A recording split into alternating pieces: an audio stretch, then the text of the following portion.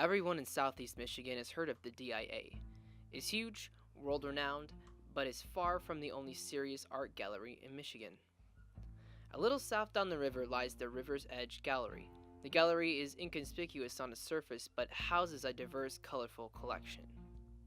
This gallery started about almost 40 years ago in Wyandotte. There's multiple locations. It was created by Pat Slack and Jim Slack. There were multiple spaces. They did fine art prints, supported local artists, did custom framing. We promote local regional artists, postmodern, contemporary work because of a lot of the artists here. It's all recent works. I mean, anything from some sort of classic surrealistic piece by Amy Chenier, like behind me, to sort of this impressionistic piece by Jelly Estrada, and to still lifes, very classically inspired as well. Even though the art in the gallery incorporates classic styles, there are aspects that set the River's Edge apart.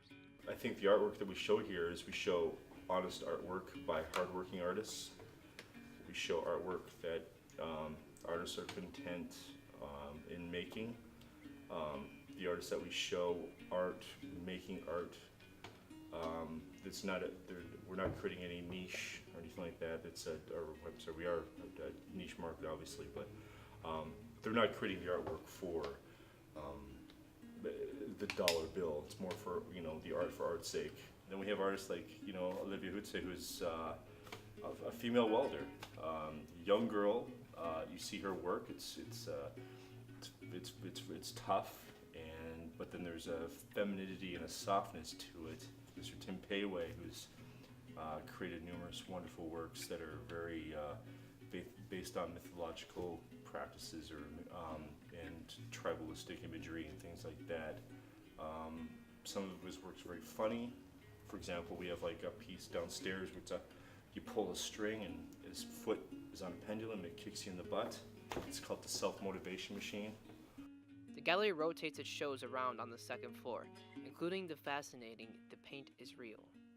Yeah, so The Paint is Real. It's basically, I think that sort of the thought of a female artist is going to be flowers and cottages and dainty, but I mean, let's be honest, one of the most famous artists in America recently, Mr. Thomas Kincaid, with his imagery of cottages and things like that, was very soft and easy, things like that.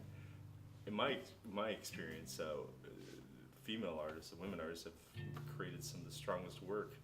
We're not necessarily, or more honest, couldn't really, less ego involved. I just thought that these four women of different skill levels and different styles would prove to show well together. About an hour and a half north of River's Edge is the Flint Institute of Arts, the biggest gallery in Michigan, second only to the DIA. The FIA actually started in 1928, and it started as a school. It was at the time that a lot of industrial families were moving into the area because of the beginning of the automotive age. Which kind of explains a similar beat to the Art of Michigan. Because we're a smaller museum, we actually have a regionalist component.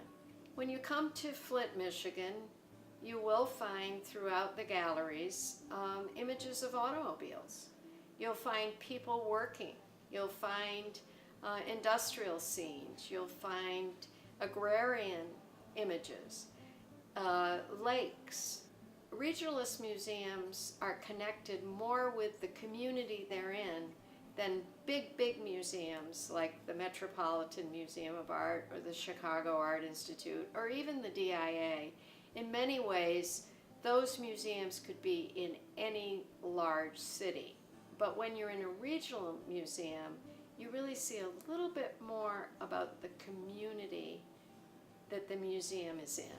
I think that the Rust Belt, the grittiness of it, the materials that are available at hand, the blue-collar lifestyle from the, having a lot of majority of blue-collar lifestyle workers, a lot of these artists have come from those families of, parents working hard and things like that and affording them um, the opportunity to get that degree or to go to school. But even so, it's never easy for an artist, especially at a local level, to break into the industry due to its highly competitive nature.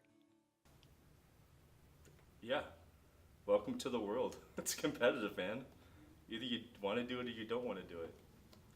I wish it was, maybe I'm a bit jaded or anything like that, but if you work hard and you want to do it, you want to be an artist, you want to create art,